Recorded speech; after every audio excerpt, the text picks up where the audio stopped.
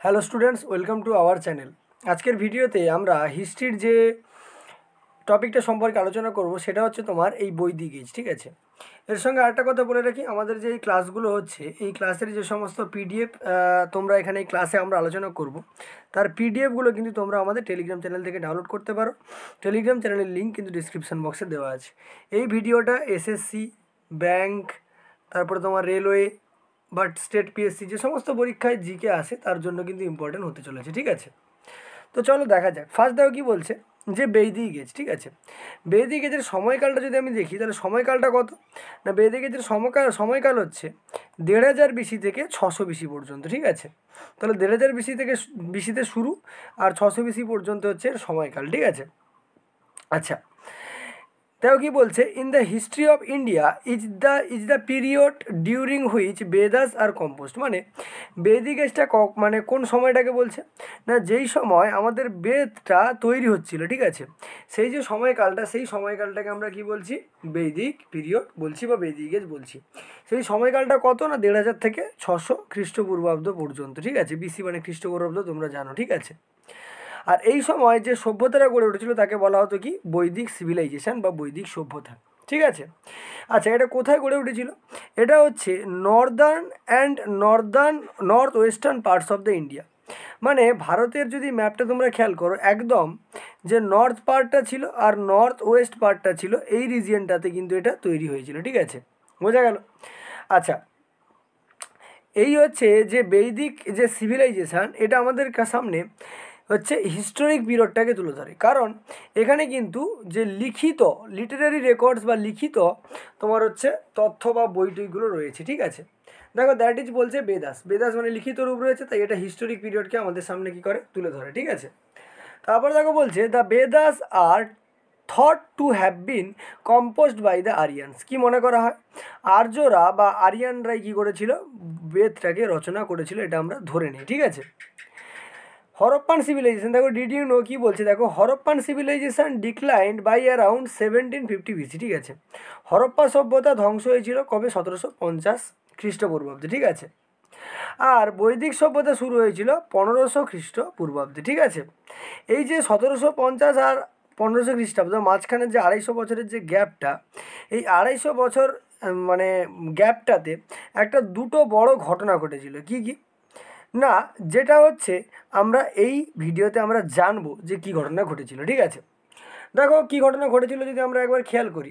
দেখো ফার্স্ট যে ঘটনাটা ঘটেছিল সেটা হচ্ছে অ্যাডভেন্ট অফ আরিয়ান্স মানে আর্যরা কীভাবে ভারতবর্ষে আক্রমণ করেছিল, বা আক্রমণ তো করা নয়, ভারতবর্ষে কীভাবে এসছিল। ঠিক আছে, আর আর্যরা, ঠিক আছে, সেই সম্পর্কে এখানে বলা হয়েছে। দেখো এই যে আরিয়ান বা আর্য, এটার মানে দেখো এটার হচ্ছে অ্যাকচুয়ালি হচ্ছে লিঙ্গুয়েস্টিক গ্রুপ মানে এটা একটা হচ্ছে আর্য, যেটা সেটা হচ্ছে একটা ভাষা গোষ্ঠী। ঠিক আছে, যারা ইন্দো ইউরোপিয়ান ল্যাঙ্গুয়েজ বলতো। ঠিক আছে, যারা ইন্দো ইউরোপিয়ান ল্যাঙ্গুয়েজ বলতো। ঠিক আছে, আচ্ছা বৈদিক পিপুল মানে বৈদিক যুগের মানুষেরা, ঠিক আছে, তারা নর্ডিক রেস, ঠিক আছে, বিলং টু নর্ডিক রেস মানে এটা এক ধরনের ভাষা গোষ্ঠী, সেই ভাষা গোষ্ঠী থেকে এরা কিন্তু মানে সেই ভাষা গোষ্ঠীতে এরা বিলংস করতো। ঠিক আছে, তারপর দেখো বলছে সংস্কৃত word matri and pitri are similar to the Latin mater and হচ্ছে প্যাটার। ঠিক আছে, সিমিলারলি এখানে কিছু এক্সট্রা ফ্যাক্টস দিয়েছে, এগুলো তোমরা নাও জানতে পারো, পড়ে নিতে পারো। ঠিক আছে, এবারে দেখো যে আরিয়ানরা বা আর্যরা এসেছিলো তাদের অরিজিনাল হোম বা প্রকৃত বাড়িটা কোথায় দেখে নেওয়া যাক। ঠিক আছে, দেখো এই নিয়ে ঐতিহাসিকদের মধ্যে অনেক মতভেদ আছে। ঠিক আছে, কিছু ঐতিহাসিকরা মানে বিশ্বাস করে যে এই যে আরিয়ানস বা আর্যরা তারা কিন্তু আমাদের হচ্ছে ভারতের নেটিভ, অর্থাৎ ভারতেরই বাসিন্দা। ঠিক আছে, কিছুজন মনে করে, কিছুজন আবার মনে করে যে আরিয়ানসরা আউটসাইড থেকে এসেছিলো, মানে বাইরে থেকে এসেছিলো, বিশেষ করে সেন্ট্রাল এশিয়া থেকে এসেছিলো। ম্যাক্স মুলার নামে যে ঐতিহাসিক আছে তিনি বিশ্বাস করেন যে এই আর্যরা সেন্ট্রাল এশিয়া থেকে সবাই ভারতে এসেছিলো। ঠিক আছে, ইউরোপ থেকে এসেছিলো, আর্কটিক রিজন থেকে এসেছিলো। ঠিক আছে, এটা হচ্ছে বালগঙ্গাধর তিলক বিশ্বাস করেন, এবং এরকম আরও অনেক তথ্য রয়েছে। ঠিক আছে, তবে মোটামুটিভাবে যদি আমরা প্রকৃত মানে ওদের প্রকৃত হচ্ছে বাড়ির কথা বলি বা প্রকৃত দেশের কথা বলি, সেক্ষেত্রে আমরা এই সেন্ট্রাল এশিয়ান যে থিওরিটা আছে এটাকে বেশি আমরা গুরুত্ব দিই। এর এর কিন্তু 5টা পরপর কিন্তু মেন আমরা প্রমাণও খুঁজে পাই, ঠিক আছে। যেমন দেখো সেন্ট্রাল এশিয়ান থিওরি, দেখো theories regarding original home of Aryans, ঠিক আছে। তাহলে দেখো সেন্ট্রাল এশিয়ান থিওরি, ঠিক আছে, একদম মধ্য এশিয়ার যে থিওরিটা কে দিয়েছিল, না এটা হচ্ছে জার্মান ওরিয়েন্টালিস্ট ম্যাক্স মুলারের, এটা হচ্ছে ম্যাক্স মুলারের দেওয়া একটা হচ্ছে তোমার হচ্ছে তত্ত্ব মানে থিওরি, ঠিক আছে। আচ্ছা, এই থিওরিতে কি বলা হচ্ছে, এই থিওরিতে বলা হচ্ছে যে যে আর্যরা মূলত সেন্ট্রাল এশিয়া থেকে ভারতে কী করেছিল, প্রবেশ করেছিল, ঠিক আছে। আচ্ছা, তিনি আরও কী বলছেন যে আরিয়ানরা অনেক দীর্ঘ সময় ধরে, হ্যাঁ, দীর্ঘ সময় ধরে কিন্তু এখানে বসবাস করছে, ঠিক আছে, মানে সেন্ট্রাল এশিয়াতে বসবাস করছে, ঠিক আছে। এবারে তারা ছিল দেখো ভেজিটেরিয়ান ছিল and animals, the vegetarian and animals which are mention in Vedas, মানে বেদতে যে সমস্ত তোমার হচ্ছে উদ্ভিদ এবং প্রাণীদের যে নামকরণগুলো উল্লেখ রয়েছে, ঠিক আছে, ঠিক আছে, সেগুলো কিন্তু সেন্ট্রাল এশিয়াতে পাওয়া যায়। তার মানে দেখো এই যে যে সমস্ত উদ্ভিদ এবং প্রাণীদের নাম বেদাতে রয়েছে সেগুলো যেহেতু সেন্ট্রাল এশিয়াতে পাওয়া যাচ্ছে, তাই আমাদের হচ্ছে ম্যাক্স মুলার কি মনে করছে যে এই বেদরা যেহেতু হচ্ছে ওই সময় আর্যদের সময় রচনা করা, তাই তারা হচ্ছে কোথায় সেন্ট্রাল এশিয়া থেকে ভারতে এসেছিল, ঠিক আছে। তাহলে সেন্ট্রাল এশিয়া থিওরি হচ্ছে কার, এশিয়ান থিওরি, এটা হচ্ছে ম্যাক্স মুলারের, আর এটা হচ্ছে বলেছিল যে আর্যরা সেন্ট্রাল এশিয়া থেকে ভারতে এসেছিল, এটুকু জাস্ট আমাদেরকে বলেছিল, ঠিক আছে। তারপর দেখো রয়েছে ইউরোপিয়ান থিওরি, ঠিক আছে। ইউরোপিয়ান থিওরি কি বলছে, বিভিন্ন মানে এর সেরমভাবে কেউ নেই, ঠিক আছে। অ্যাকচুয়ালি হচ্ছে স্যার ডব্লিউ জোন্স 1786 সালে এই যে তত্ত্বটা কিন্তু তুলে ধরেছিল, ঠিক আছে। হ্যাঁ, তারা মানে এই স্যার ডব্লিউ জোন্সের মতো আরও বেশ কয়েকজন হচ্ছে ঐতিহাসিক আছে যারা বিশ্বাস করেন যে ইউরোপই ছিল তাদের হচ্ছে হোমল্যান্ড বা হচ্ছে মাতৃভূমি, ঠিক আছে, আর্যদের মাতৃভূমি, ঠিক আছে। আচ্ছা, তারা এটাও মনে করে যে এই যে Greek, Latin, Gothic, English and Sanskrit languages have almost similar words for mother and father, ঠিক আছে। That is the speaker of this language have the same ancestors, ঠিক আছে। মানে এই যে দেখো গ্রিক, ল্যাটিন, গোথিক, ইংলিশ আর সংস্কৃত ল্যাঙ্গুয়েজের বিভিন্ন ওয়ার্ডগুলো প্রায় একই রকম, তাই তারা বলছে যে তারা নিশ্চয়ই ইউরোপ থেকে ভারতে এসেছিল, ঠিক আছে। এবার ইন্ডিয়ান থিওরি মানে ভারতেই তাদের হচ্ছে পুরনো একজন বাসিন্দা নেটিভ, তারা এটা কে বলেছিল, ডক্টর হচ্ছে সম্পূর্ণানন্দ, কে বলেছিল, ডক্টর সম্পূর্ণানন্দ, আর হচ্ছে এসি দাস, ঠিক আছে। এই যে সপ্ত সিন্ধু যে রিজিয়ানটা ছিল সেই সপ্ত সিন্ধু রিজিয়ানটাই হচ্ছে আর্যদের হচ্ছে হোমল্যান্ড বলে তারা ঘোষণা করেছিল, ঠিক আছে। এবার দেখো এলডি কালা তিনি বলেছিলেন যে কাশ্মীর এটাই ছিল তাদের হচ্ছে হোমল্যান্ড। আরবি পান্ডে বলছিল যে মধ্যপ্রদেশ, ঠিক আছে, সেটা ছিল আর্যদের বাসস্থান। তবে যেটা বেশিরভাগ স্বীকৃত রয়েছে যে ম্যাক্স মুলার, ম্যাক্স মুলার যে তত্ত্ব সেন্ট্রাল এশিয়া বা মধ্য এশিয়া থেকে এরা ভারতে প্রবেশ করেছিল, ঠিক আছে। চলে আসছি দেখো নেক্সট পেজে আমরা, ঠিক আছে। দেখো কী বলছে নেক্সট পেজে, নেক্সট পেজে বলছে দেখো theories regarding original home of Aryans, আরও কয়েকটা থিওরি এখানে রয়েছে। দেখো তিব্বেতিয়ান থিওরি, তিব্বেতিয়ান থিওরি কে দিয়েছিল, স্বামী দয়ানন্দ সরস্বতী, ঠিক আছে, যিনি পরবর্তীকালে কিন্তু আমাদের স্বাধীনতা সংগ্রামের সময় আর্য সমাজ প্রতিষ্ঠা করেছিলেন, ঠিক আছে। তিনি বলছিলেন যে তিব্বতী হলো তার হচ্ছে অরিজিনাল, আর্যদের অরিজিনাল তোমার হচ্ছে হোমল্যান্ড, ঠিক আছে। আর আর্ট্রিজিয়ান থিওরি কে দিয়েছিল, বালগঙ্গাধর তিলক দিয়েছিল, ঠিক আছে। এগুলো এতটা পরীক্ষায় আসে না, ওই সেন্ট্রাল এশিয়া থিওরিটা তোমাদের পয়েন্ট অফ ভিউ থেকে ইম্পর্টেন্ট হয়ে যাবে, ঠিক আছে। তবে মোটামুটি ফিলোজিক্যাল আর আর্কিওলজিক্যাল যদি এভিডেন্সগুলো আমরা খেয়াল করি তাহলে মনে হয় যে তারা সাউদার্ন রাশিয়া বা সেন্ট্রাল এশিয়া থেকে আমাদের ভারতেই প্রবেশ করেছিল, ঠিক আছে। আর এরা ভারতে মোটামুটি 1500 খ্রিস্টপূর্বাব্দের কাছাকাছি সম্পূর্ণভাবে ভারতে কিন্তু বিস্তার লাভ করে ফেলেছিল, ঠিক আছে। এবারে দেখো কী বলছে, geographical expansion of Aryan's in India, মানে ভারতবর্ষে কতটা ভৌগোলিক বিস্তার ঘটিয়েছিল এই আর্যরা, ঠিক আছে। জিওগ্রাফিক্যাল এক্সপানশানের কথা যদি আমরা বলি, আরিয়ানসরা প্রথম 1500 খ্রিস্টপূর্বাব্দের দিকে শুধুমাত্র সপ্ত সিন্ধু রিজিয়নে কিন্তু তারা হচ্ছে বাসস্থান আরম্ভ করেছিল, ঠিক আছে। আচ্ছা, সপ্ত সিন্ধু রিভার কেন বলা হয়, কারণ তোমরা জানো ল্যান্ড অফ 7 রিভার, 7টা নদীর হচ্ছে উপত্যকা বা হচ্ছে তীর এটা, ঠিক আছে। আচ্ছা, তারপরে ঠিক 1000 খ্রিস্টপূর্বাব্দের থেকে মানে ঠিক তারা যখন ভারতে এলো তার 500 বছর পর থেকে তারা হচ্ছে ধীরে ধীরে আয়রন টেকনোলজি, ঠিক আছে, তারপরে তোমার হচ্ছে আয়রন টেকনোলজি তারা লাভ করলো, ঠিক আছে, মানে লোহার ব্যবহার শিখলো।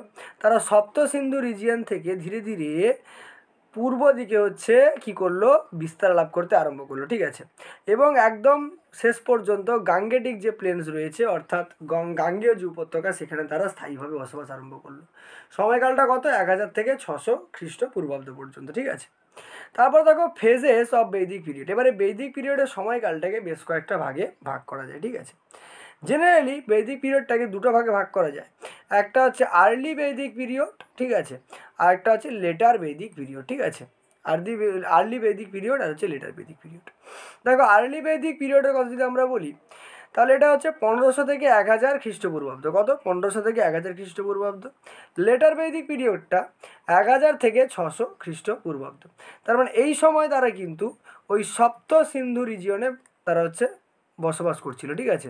মানে আর্লি যে বৈদিক পিরিয়ড সেখানে তারা সপ্ত সিন্ধু রিজিয়নে ব্যবহার করছিল, আর লেটার বৈদিক পিরিয়ডে তারা পূর্ব দিকে হচ্ছে কি করতে লাগলো, বিস্তার লাভ করলো, এবং শেষ পর্যন্ত তারা যে গাঙ্গেটিক প্ল্যান ছিল, ঠিক আছে, অর্থাৎ গঙ্গা নদীর যে হচ্ছে উপত্যকা সেই উপত্যকা পর্যন্ত বিস্তার লাভ করেছিল, ঠিক আছে।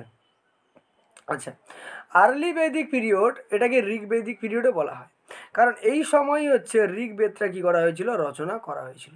আর লেটার বৈদিক পিরিয়ডে আর যে 3টে বেদ রয়েছে, অর্থাৎ এখানে ঋগ্বেদ হলো, যজুর্বেদ, অথর্ববেদ আর হচ্ছে সামবেদ, এছাড়াও যে ব্রাহ্মণস, উপনিষদস আর আরিয়াঙ্কাস, এগুলো সব কিন্তু লেটার বৈদিক পিরিয়ডে তোমার হচ্ছে রচনা করা হয়েছে, ঠিক আছে।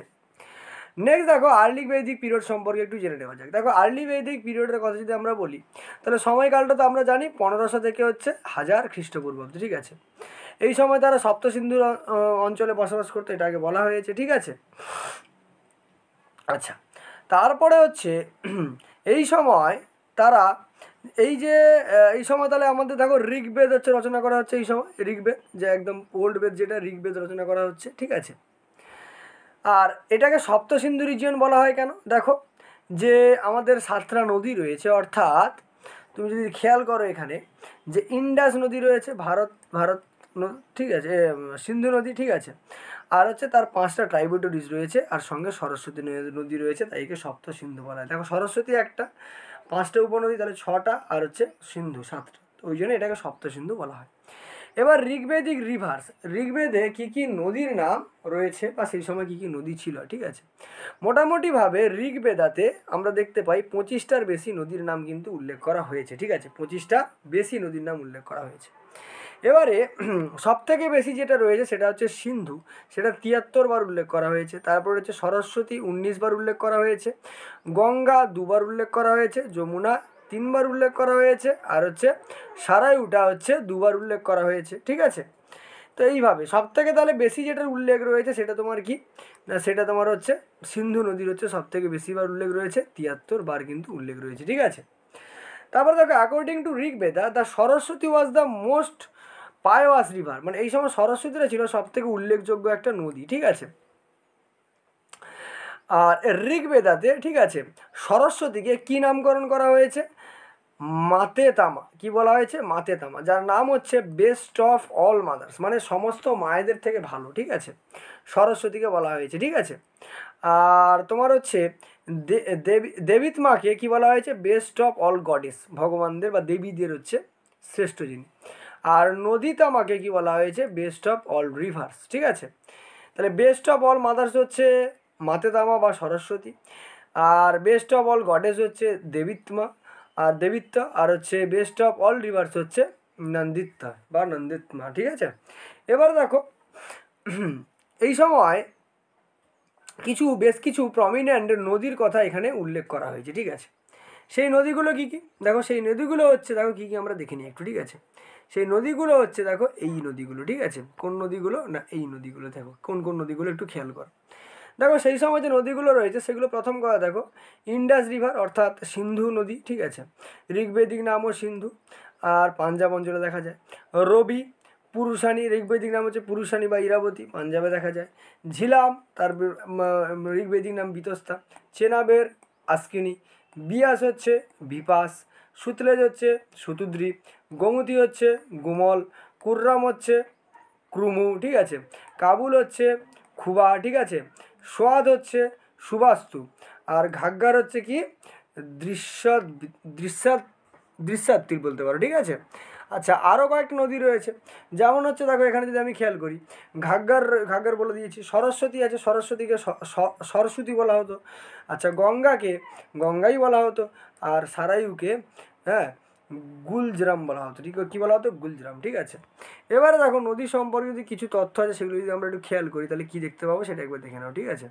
তাহলে নদী সম্পর্কে তথ্যগুলো আছে দেখো, এই যে নর্মদা রিভারের নাম কিন্তু ঋগ্বেদে নেই, ঠিক আছে, নর্মদা রিভারের নাম কিন্তু ঋগ্বেদে কি নেই, বুঝতে পারলে কি বললাম, নর্মদা রিভারের নাম কিন্তু বা নর্মদা নদীর নাম ঋগ্বেদে উল্লেখ নেই।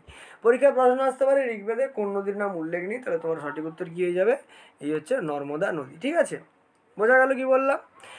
তারপরে দেখো এই যে আর্লি বৈদিক যে মানে মানে আর্লি বৈদিক পিরিয়ডে যে আর্যরা ছিল, ঠিক আছে, তারা কিন্তু সমুদ্র কথাটা ঋগ্বেদে কিন্তু ব্যবহার করা হয়েছে, ঠিক আছে, বুঝতে পারলে। কিন্তু এই সমুদ্রটার লিটারালি মিনিং ছিল কিন্তু নদী, সমুদ্র নয়। সমুদ্র কথাটা কিসের জন্য ব্যবহার করা হতো, নদীর জন্য ব্যবহার করা হতো তখন, ঠিক আছে।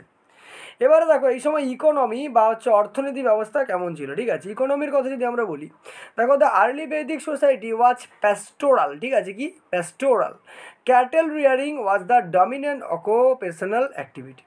প্যাস্টোরাল মানে কি, ওই সময় পিতৃতান্ত্রিক সমাজ কিন্তু চলতে শুরু করে দিয়েছে, পিতৃতান্ত্রিক সমাজ, ঠিক আছে। আর এই সময় হচ্ছে সব থেকে যে মূল জীবিকাটা ছিল সেটা হচ্ছে তোমার হচ্ছে কি ক্যাটেল রিয়ারিং, মানে হচ্ছে পশুপালন করা, ঠিক আছে, পশুপালন করা ছিল তাদের হচ্ছে তৎকালীন প্রধান হচ্ছে জীবিকা হচ্ছে পশুপালন করা, ঠিক আছে। নেক্সট দেখো a pastoral society relies more on its animal wealth than agricultural produce। দেখো প্যাস্ট্রল যে সভ্যতাটা বা প্যাস্ট্রল ইকোনমি কাকে বলে না, দেখো একটা তো পিতৃতান্ত্রিক, এটা তো বুঝতে পারছো, তার সঙ্গে সঙ্গে লিটারারি মিনিং হচ্ছে যেখানে তুমি কৃষিকাজের চেয়েও কৃষিকাজের ওপর অতটা জোর না দিয়ে তুমি পশুপালনের ওপরে বেশি জোর দেবে, ঠিক আছে, সেটাকে আমরা বলছি প্যাস্ট্রল ইকোনমি, ঠিক আছে। আচ্ছা, ঋগ্বেদে যে হাইমসগুলো আছে, হাইমস মানে ছদ্ম বলতে পারো আর কি, যেগুলো আছে সেখানে কিন্তু আমরা পশুদের কতটা গুরুত্বতা রয়েছে আর্লি বৈদিক সোসাইটিতে তার সম্পর্কে জানতে পারি, ঠিক আছে। সেগুলো কি কি বলো দেখো, বলছি মানে ঋগ্বেদে রয়েছে যে তারা যে সমস্ত যে পশুগুলো পোষে সেগুলো হচ্ছে দেখো গরু, ঠিক আছে, গরু, যেটা ঋগ্বেদে 176 বার উল্লেখ রয়েছে, অক্সেন মানে ষাঁড়, হর্সেস মানে ঘোড়া 215 বার উল্লেখ রয়েছে, উট রয়েছে, ছাগল রয়েছে, ভেড়া রয়েছে ইত্যাদি, ঠিক আছে। আর এলিফ্যান্ট হচ্ছে খুব রেয়ারলি ডোমেস্টিকেটেড হতো, মানে খুব রেয়ারলি হাতিটাকে পোষা হতো, ঠিক আছে। তারপরে দেখো ওয়াইল্ড অ্যানিমেলের মধ্যে লায়নটা কিন্তু হ্যাঁ লায়নটা ফ্রিকোয়েন্টলি কিন্তু লায়নের উল্লেখটা ঋগ্বেদে আছে, কিন্তু সে জায়গায় টাইগারের উল্লেখ কিন্তু ততটা নেই, ঠিক আছে। লায়নের উল্লেখ বা সিংহের উল্লেখ বেশি পরিমাণে আছে, টাইগার বা বাঘের উল্লেখ কিন্তু নেই, ঠিক আছে। এবারে দেখো কিছু তথ্য এখানে বলছে, তথ্যগুলো তোমরা যদি দেখো তথ্যগুলো কি বলছে দেখে নাও একবার। প্রথম কথা হচ্ছে যে এই যে গরু যে উল্লেখটা রয়েছে ঋগ্বেদে, সেখানে এর জন্য বিভিন্ন ধরনের বিভিন্ন ধরনের নাম ব্যবহার করা হয়েছে, ঠিক আছে। যেমন দেখো গরুটাকে আমরা কিন্তু গৌ বলতাম, ঋগ্বেদে হচ্ছে গৌ বলা হয়েছে, ঠিক আছে, প্রথম কথা। তারপরে হচ্ছে এই ক্যাটেল বা পশুগুলোই ছিল কিন্তু মেজার্স অফ ওয়েলথ, মানে ধনসম্পদ পরিমাপ করার জন্য কে কতটা ধনী সেটা পরিমাপ করা হতো কিন্তু এই পশুর সংখ্যা দিয়ে বা ক্যাটেলের সংখ্যা দিয়ে, ঠিক আছে। সেকেন্ডলি দেখো যে একজন ওয়েলদি ম্যান মানে একজন ধনী ব্যক্তি যে কিনা অনেক পশু হচ্ছে একসঙ্গে ওন করতো তাকে বলা হতো গোমত। তাহলে গোমত কাকে বলা হতো, যার হচ্ছে অনেকগুলো হচ্ছে কী ছিল, পশু ছিল, তাকে কী বলা হতো, গোমত, ঠিক আছে। তারপর তাকে বলছে যে এই সময় যে যুদ্ধগুলো হতো, ঠিক আছে, তা সেই যুদ্ধগুলোর জন্য যে শব্দগুলো ব্যবহার করা হতো, যেমন হচ্ছে দেখো গাভিস্থি, গাভেসানা আর হচ্ছে গাভিয়াত, এই সমস্ত ওয়ার্ডগুলো ব্যবহার করা হতো, ঠিক আছে। এবার দেখো যে গাভিস্থি, এই গাভিস্থি কথাটার অর্থ হচ্ছে ইন সার্চ অফ কাউস, মানে গরুর হচ্ছে খোঁজে, ঠিক আছে, বোঝা গেল। আর যে রাজা ছিল বা প্রধান ছিল তাকে হচ্ছে গোপতি বলা হতো, ঠিক আছে, যে হচ্ছে গরুগুলোকে কী করতো, রক্ষা করতো, ঠিক আছে। নেক্সট এই সময় যে ডিস্টেন্স বা দূরত্ব ছিল তাকে হচ্ছে গাভীত্রী বলা হতো।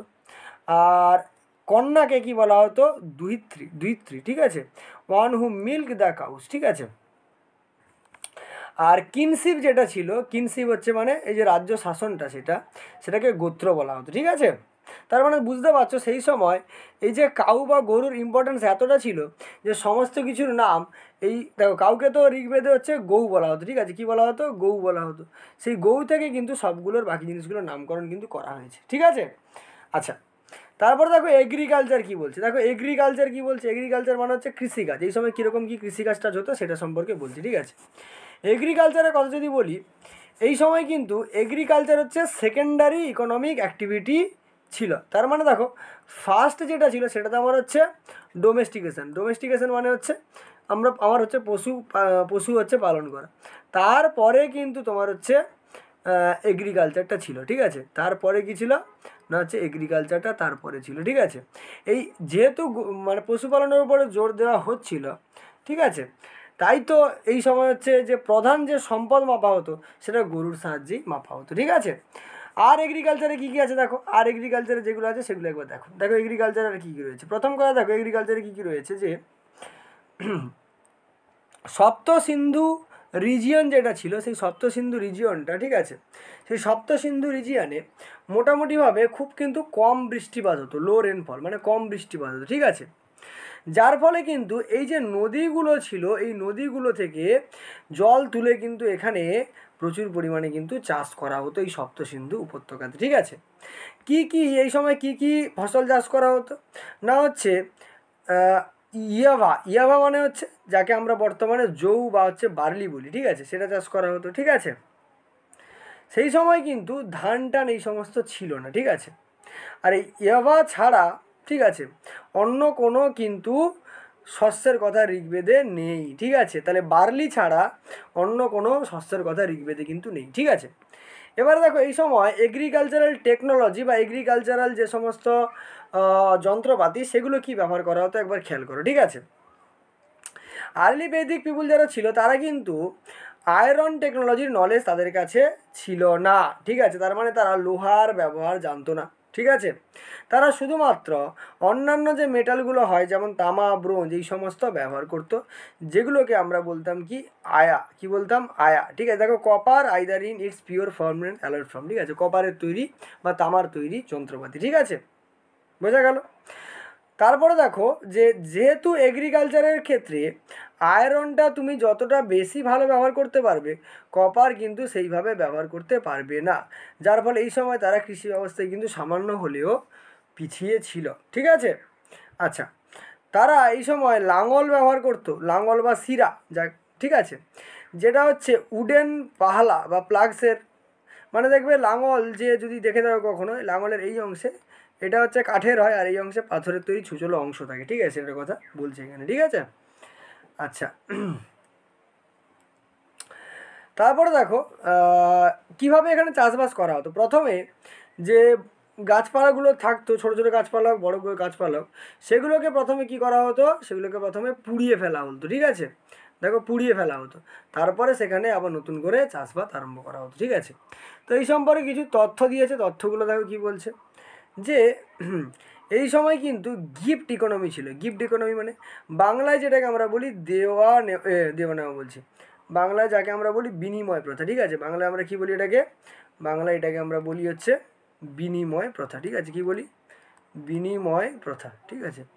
মানে এই সময় একজন ব্যক্তি যা জিনিসপত্র, একজন ব্যক্তি দেখো একজনের পক্ষে তো সমস্ত কিছু তৈরি করা সম্ভব ছিল না, একজন ব্যক্তি কোনো এক ধরনের জিনিসপত্র তৈরি করতো এবং আরেকজন ব্যক্তি অন্য কোনো জিনিস তৈরি করতো, তারা একে অপরকে জিনিস আদান প্রদানের মাধ্যমে, হ্যাঁ, তারা হচ্ছে জীবিকা নির্বাহ করতো, যেটাকে আমরা গিফট ইকোনমি বলছি, ঠিক আছে।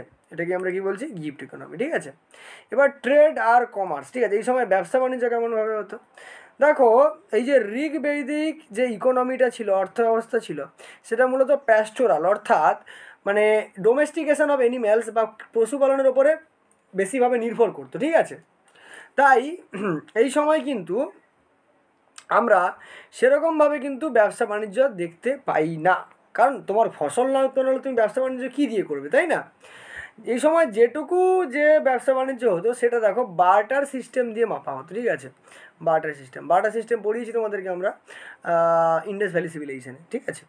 এই সময় দেখো সোসাইটি কেমন ছিল, ঠিক আছে, সোসাইটি বা হচ্ছে সামাজিক ব্যবস্থা কেমন ছিল, ঠিক আছে। দেখো মোটামুটিভাবে এই সময় যে সোশিয়াল স্ট্রাকচারটা ছিল তার মধ্যে কুলো ছিল, হ্যাঁ, কুলো বা ফ্যামিলি, পরিবারকে কী বলা হতো, কুলো বলা হতো।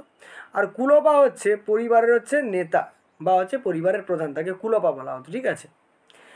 আর হচ্ছে এই যে the family was part of a large grouping, মানে অনেকগুলো ফ্যামিলি মিলে কী তৈরি করতো, ভিস অথবা ক্ল্যান তৈরি করতো, ঠিক আছে। ভিস অথবা কী তৈরি করতো, ক্ল্যান তৈরি করতো, ঠিক আছে। আর এই ক্ল্যানগুলো আবার এক জায়গায় জড়ো হয়ে ভিলেজেস মানে গ্রাম বা হচ্ছে গ্রামও তৈরি করতো, ঠিক আছে। তাহলে দেখো প্রথমে কী এলো, প্রথমে হচ্ছে তোমার কুলো মানে হচ্ছে ফ্যামিলি, তারপরে এলো কুলোপা যিনি হচ্ছেন পরিবারের প্রধান, তারপরে এলেন দেখো ভিস বা হচ্ছে ক্ল্যান, মানে অনেকগুলো পরিবার মিলে ভিস বা ক্ল্যান তৈরি করলো, আবার অনেকগুলো ভিস বা ক্ল্যান মিলে কী তৈরি করলো, ভিলেজ বা গ্রাম, ঠিক আছে। আরেকজন ছিল যে জনা আর হচ্ছে ট্রাইব, ঠিক আছে। এটা কি, এটা হচ্ছে সেই সময় যে ট্রাইবগুলো ছিল, ট্রাইব মানে যেই সময় সে জাতিগুলো ছিল তাদের হচ্ছে জনা বা ট্রাইব বলা হতো। আর তাদের যে রাজা ছিল তাকে রাজা বা হচ্ছে গোপতি বলা হতো, রাজা বা গোপতি বলা হতো, ঠিক আছে। এবার এই যে জনাটা দেখতে পাচ্ছ এটাই কিন্তু তোমার লার্জেস্ট সোশিয়াল ইউনিট, মানে সবথেকে বড় হচ্ছে অংশ সামাজিক দিক থেকে, ঠিক আছে। আচ্ছা, এখানে দেখো দেওয়া আছে ট্রাইব মানে জন, তারপরে হেড অফ দ্য ট্রাইব যাকে রাজন বা বলা হতো, ট্রাইবাল ইউনিট বা ক্ল্যানকে ভিস বলা হতো, ভিলেজকে গ্রাম বলা হতো, ফ্যামিলিকে কুলো বলা হতো, হেড অফ দ্য ফ্যামিলিকে কুলোপা বলা হতো, ঠিক আছে। এবারে নেচার অফ সোসাইটি, মানে এই সময় কেমন কি প্রাকৃতিক বলছি, সামাজিক অবস্থা বা সামাজিক অবস্থানটা কীরকম ছিল সেটা সম্পর্কে আমরা জানবো, ঠিক আছে। এই সময় দেখো tribal and largely and egalitarian society ছিল, ঠিক আছে। তার মানে কি, তার মানে হচ্ছে এই সময় কিন্তু বিভিন্ন স্তরবিন্যাস কিন্তু ছিল, ঠিক আছে। দেখো social relations were based on kinship ties, ঠিক আছে। আর there was no caste division, কোনো কাস্ট ডিভিশন বা কাস্ট প্রথা ছিল না, ঠিক আছে। এবারে অকুপেশন যেটা ছিল, মানে সে কী কাজকর্ম করবে বা তার জীবিকা কী হবে সেটা তার জন্মের উপরে নির্ভর করতো না, শুধুমাত্র তার যে পরিবার যে কাজটা করে সেটা বা অন্য কোনো কাজ তারা হচ্ছে বেছে নিতে পারতো, ঠিক আছে। আচ্ছা, এই সময় কিন্তু কিছু পার্থক্য এই সময় দেখা যায়। কী পার্থক্য দেখা যায়, প্রথম কথা হচ্ছে এই সময় যে ইকোনমিক্যালি একটা কিন্তু সচল অবস্থা সেইভাবে ছিল না, কারণ হচ্ছে এই সময় কিন্তু তারা হচ্ছে যেহেতু ব্যবসা বাণিজ্য করতো না, তবে কিছু কিছু ব্যক্তি ছিল যাদের হচ্ছে প্রচুর অর্থ ছিল, তারা কিন্তু চ্যারিয়টস ক্যাটেল এগুলো হচ্ছে ব্যবহার করতো, ঠিক আছে। গ্র্যাজুয়ালি মানে ক্রমপর্যায়ে the Rigveda tribal society was divided in 3 groups, তিনটে গ্রুপে হচ্ছে ঋগ্বেদী মানুষেরা ভাগ হয়ে গেল। একটা হলো ওয়ারিয়ার্স বা যোদ্ধারা, একটা হলো প্রিস্ট বা পূজারী, আর একটা হচ্ছে দ্য অর্ডিনারি পিপুল বা সাধারণ ব্যক্তি। তাহলে ওয়ারিয়ার্স মানে হচ্ছে যোদ্ধা বা সৈনিক, প্রিস্ট মানে হচ্ছে পূজারী বা পুরোহিত, আর দ্য অর্ডিনারি পিপুল মানে হচ্ছে সাধারণ মানুষজন, ঠিক আছে। এবারে এই সময় যে আমরা শূদ্র ক্যাটাগরির কথা বলি, এই শূদ্র ক্যাটাগরি কিন্তু একদম শেষের দিকে কিন্তু হচ্ছে এসেছিল, ঠিক আছে। আর যে বর্ণ বা কালার বা বর্ণ বা রং যেটাকে আমরা বলি, সেটা কিন্তু প্রথম ইনিশিয়াল ডিফারেন্সে মানে যে কাস্ট সিস্টেমটা ছিল তার ক্ষেত্রে কিন্তু ব্যবহার করা হতো, ঠিক আছে। এই যে ঋগ্বেদা মেনশনস আর্যবর্ণ আর হচ্ছে দাসবর্ণ, মানে আর্যবর্ণ আর হচ্ছে কি দাসবর্ণ, ঠিক আছে। চলে আসছি দেখো নেক্সট পেজে, দেখো নেক্সট পেজে কী বলছে। নেক্সট পেজে বলছে কিছু তথ্য দিয়েছে, এই সমস্ত তথ্য তোমাদের না জানলেও চলবে, কিছু কিছু জিনিস মনে রাখো, ঠিক আছে। যেমন হচ্ছে দেখো এই যে ত্রাসা দাসু, ঠিক আছে, ত্রাসা দাসু ইনি হচ্ছেন একজন আর্য চিফ, ঠিক আছে, যিনি দাসায়ুসকে হচ্ছে ক্ষমতা জুগিয়েছিলেন। অ্যান্ড দাসায়ুত্ত, ঠিক আছে, আর ফাউন্ডেড ইন ঋগ্বেদ, ঠিক আছে। Aryans are soft towards dasas and were hostile towards dasyus, ঠিক আছে। তারা দাসেদের প্রতি খুব নম্র বা কোমল ছিল, কিন্তু দাসায়ুসের প্রতি তারা খুব কঠোর ছিল, ঠিক আছে। Rigveda also mentioned another group of people called the Panis, ঠিক আছে, who were wealthy in cattle treasure, যাদের কিন্তু পশুর দিক থেকে বা পশু ছিল, যার ফলে তারা খুব ধনী ছিল, ঠিক আছে। এবারে অকুপেশনের কথা যদি বলা হয়, এই সময় কী কী অকুপেশন বা হচ্ছে জীবিকা দেখা যেত, তাহলে এই সময় দেখো ওয়েভার মানে হচ্ছে যারা হচ্ছে জামা কাপড় সেলাই করে, ঠিক আছে, স্মিথস কার্পেন্টার মানে ছুতোর, লেদার ওয়ার্কার্স মানে চামড়ার কাজ করে অর্থাৎ মুচি, চ্যারিয়ট মেকার্স, প্রিস্ট এটসেট্রা এই সময় দেখা যেত, ঠিক আছে। এছাড়াও দেখো এই যে takshan refers to the carpenter and rathakara refers to the chariot maker, ঠিক আছে। তাহলে কার্পেন্টারকে তাকসান বলা হয়, আর চ্যারিয়ট মেকারদের কি বলা হয়, রথকার, ঠিক আছে, বা রথকার, ঠিক আছে। আচ্ছা, ওয়েভার মানে যিনি হচ্ছেন দর্জি, তাকে হচ্ছে আমরা কি বলতাম, ভাইয়া, ঠিক আছে। আর ওই সময় যে চক্র ছিল, সেই চক্রকে কি আমরা কি বলতাম, তাসার বলতাম, ঠিক আছে, তাসার বলা হতো, ঠিক আছে। এগুলো এত ডিটেলসে তোমাদের এসএসসির ক্ষেত্রে এগুলো আসে না, এগুলো যদি তুমি ইউপিএসসি ডিএসসি দাও তাহলে তার জন্য ইম্পর্টেন্ট, ঠিক আছে, না হলে এখানে এগুলো ইম্পর্টেন্ট নয়, ঠিক আছে। নেক্সট দেখো ট্রেড সেই সময় বলা হয়েছে বার্টার সিস্টেমে করা হতো, আগেই বলা হয়েছে, ঠিক আছে। আচ্ছা, যে সমস্ত মানুষেরা, ঠিক আছে, এই ব্যবসাতে ইনভলভ থাকতো তাদেরকে আমরা পানি বলতাম, কি বলতাম, পানি, ঠিক আছে। গরু ছিল সেই সময় হচ্ছে এক্সচেঞ্জ বা হচ্ছে বিনিময়ের মাধ্যম, গরু দিয়েই মূলত বিনিময় করা হতো, ঠিক আছে। এবারে দেখো সোসাইটি ওয়াজ প্যাট্রিচাল, যেটা তোমাকে আমি আগে বলছিলাম পিতৃতান্ত্রিক সমাজ ছিল, ঠিক আছে, বুঝতে পারলে। আচ্ছা, প্রত্যেকটা মানুষের, ঠিক আছে, প্রধান ইচ্ছে ছিল যে হচ্ছে সন্তান জন্ম দেওয়া, ঠিক আছে। এছাড়াও দেখো যে আমাদের যে মেল মেম্বার্স বা পুরুষদের যে ইম্পর্ট্যান্স, সেটা কিন্তু আমাদের ঋগ্বেদেও ফুটে উঠেছে কতটা ইম্পর্ট্যান্ট এই সময় ছিল, ঠিক আছে। এইবার দেখো এখানে কিছু দিয়েছে, এগুলো দেখার দরকার নেই, কিছু মনে রাখবে যে the popular drink of Aryans was somras, ঠিক আছে।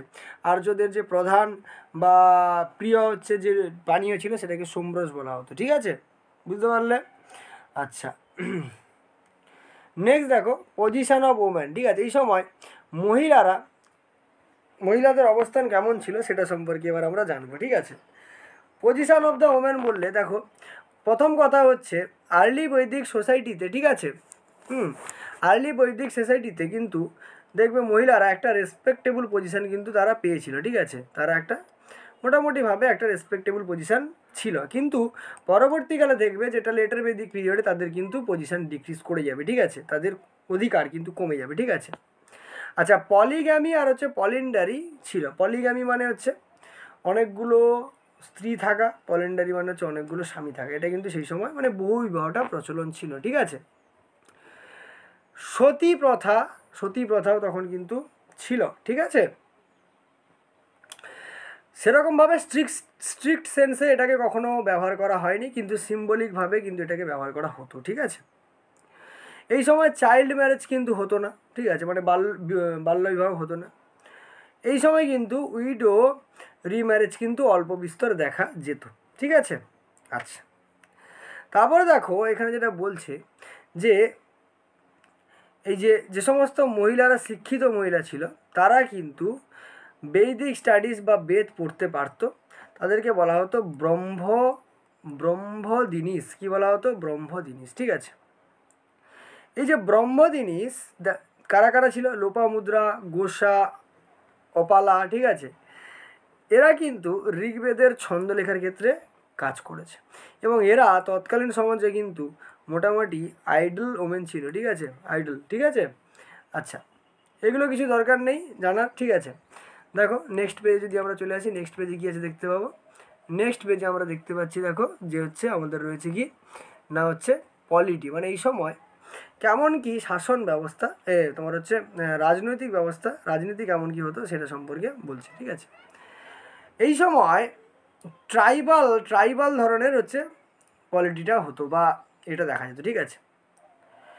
মোটামুটি এই সময় দেখা যেত যে ডেমোক্রেটিক যে প্রিন্সিপালগুলো আছে, মানে গণতান্ত্রিক যে নিয়মগুলো আছে সেগুলো কিন্তু প্রিডমিনেন্ট হয়ে থাকতো, অর্থাৎ সেগুলোই কিন্তু সব থেকে বেশি গুরুত্ব পেত, ঠিক আছে। আচ্ছা, এই সময় যিনি প্রধান ছিলেন আগেই বলা হয়েছে তাকে জনা বলা হতো, ঠিক আছে, জনা বলা হতো, ঠিক আছে। আর জনাদের মধ্যে যে প্রধান ছিল তাকে কী বলা হতো? রাজন বলা হতো। এই রাজনই হচ্ছে শাসন ব্যবস্থা পরিচালনা করতো, ঠিক আছে। আর এই সময় বিভিন্ন ট্রাইবাল অ্যাসেম্বলি তৈরি করা হয়েছিল। কি তৈরি করা হয়েছিল? ট্রাইবাল অ্যাসেম্বলি, সভা, সমিতি, বিধতা, গণ পরিষদ, এগুলো তৈরি করা হয়েছিল, ঠিক আছে, ঠিক আছে। এর মধ্যে সভা আর সমিতি সবথেকে ইম্পর্ট্যান্ট বা গুরুত্বপূর্ণ দল ছিল, ঠিক আছে। মহিলাদেরকেও সেই সময় কিন্তু পারমিশন দেওয়া হতো সভা বা সমিতিতে তারা আসতে পারতো, ঠিক আছে। রাজন সে কিন্তু rajan enjoyed no authority powers and was always checked by this tribal assemblies. Rajan যাকে আমরা প্রধান বলছি সে কিন্তু শাসন ব্যবস্থা পরিচালনা করতে পারতো না এক কথায়, কারণ সমস্ত যেগুলো ইম্পর্ট্যান্ট ডিসিশন হতো সেগুলো এই সভা, সমিতি, বিধাতা, পরিষদ এগুলো এরা কিন্তু নিত, ঠিক আছে। আচ্ছা, এবার দেখো tribal assemblies early Vedic period, ঠিক আছে। সভা দেখো কাকে বলছে? It was the council of elders of the clan, ঠিক আছে। ওই যে ক্ল্যানের যারা মানে বয়স করা ছিল তাদেরকে নিয়ে এই সভাটা তৈরি করা হতো, ঠিক আছে। সেকেন্ডলি দেখো এই যে নারিস্তা, নারিস্তা মানে হচ্ছে resolution can not be denied, মানে কিছু কিছু নিয়ম যেগুলোকে তুমি অগ্রাহ্য করতে পারবে না সেগুলো, ঠিক আছে। মহিলাদের কিন্তু একটা স্পেশাল রিপ্রেজেন্টেশন ছিল এই সভাতে, ঠিক আছে। সমিতির কথা যদি আমরা বলি, দেখো সমিতি কি? সমিতি হচ্ছে it was the general assembly of the entire clan. এটা সমস্ত ব্যক্তিদের হচ্ছে কি ছিল? সমস্ত ব্যক্তিদের হচ্ছে দল ছিল বা ক্ল্যান ছিল, ঠিক আছে।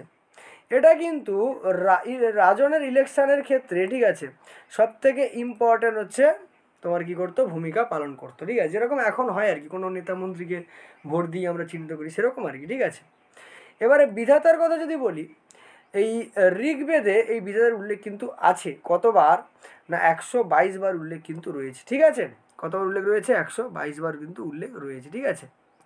তো বিধাতা সম্পর্কে যদি আমরা একটু জানার চেষ্টা করি তাহলে দেখো কী জানতে পারবো। প্রথম কথা দেখো, বিধাতা সম্পর্কে জানার চেষ্টা করি তাহলে এই সময় কিন্তু এটা ছিল এক ধরনের ডিসপিউট রেজলিউশনারি বডি, ঠিক আছে। মানে এরা কিন্তু সেই ডিসিশান নিত যে কেমন কি হবে না হবে, এই সমস্ত ডিসিশান নিত, ঠিক আছে। এখানেও মহিলারা একটা বড় মাপের জায়গা পেত, ঠিক আছে। গণর কথা যদি বলি, গণ দেখো no much information is available regarding this, কোনো বেশি তেমন কিছু কোনো ইনফরমেশান এই সম্পর্কে কিন্তু নেই, ঠিক আছে। আচ্ছা, তারপরে ফাংশনের কথা যদি বলি, ফাংশনারি যে এই সময় এগুলো দিয়ে কী কী কাজকর্ম করা হতো সেটা যদি আমরা একটু দেখে নিই তাহলে দেখো কী দেখতে পাবে তোমরা, যে ওই সময় যে পুরোহিত ছিল, পুরোহিতরা, ঠিক আছে, তারাই ছিল মোস্ট ইম্পর্ট্যান্ট বা সবথেকে গুরুত্বপূর্ণ হচ্ছে কর্মকর্তা, ঠিক আছে। তারা মূলত হচ্ছে প্রেয়ার্স বা প্রার্থনা করতো, পারফর্ম রিচুয়ালস, বিভিন্ন যাগযজ্ঞ করতো, ঠিক আছে। বোঝা গেল কি বললাম?